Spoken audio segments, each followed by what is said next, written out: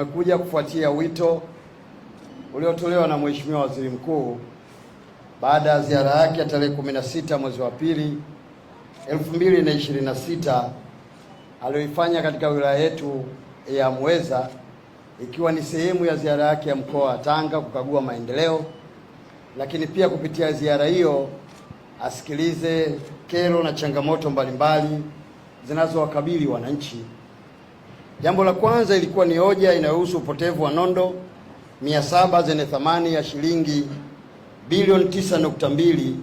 zilizonunuliwa toka kwa mzabuni ndugu Saifu au kampuni inaitwa Saifu Store. Lakini pamoja na hilo pia, ya pili ilikuwa ni upotevu wa marine board 192 zenye thamani ya shilingi milioni 7.8. Lakini tatu ni upotevu wa mifuko ya theluji 300 yenye thamani ya shilingi milioni 4.4. Lakini nne ni kufanyika kwa malipo ya kiasi cha shilingi milioni 110 kwa mkandarasi mshauri Edge Engineering and Consulting Limited bila kuwepo kwa mkataba. Na jambo la tano, Mheshimiwa Waziri,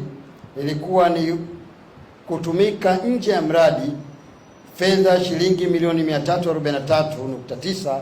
ambazo zilionekana zimeenda kulipwa posho.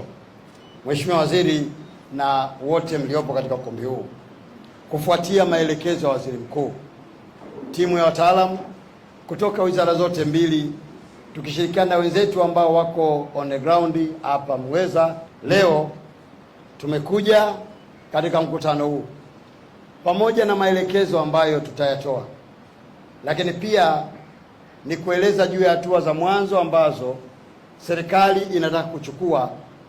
juu ya ubadhirifu ambao umeonekana, lakini pia juu ya wale ambao wanatuhumiwa kuhusika na transaction ambazo nimesema. Mheshimiwa Waziri na ndugu watumishi, kazi ya wizara zetu mbili ni kuratibu utumishi wa umma katika nchi, lakini kama mnavyojua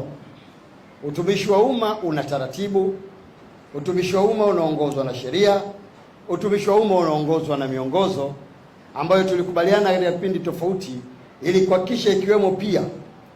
mambo ya utu yanazingatiwa.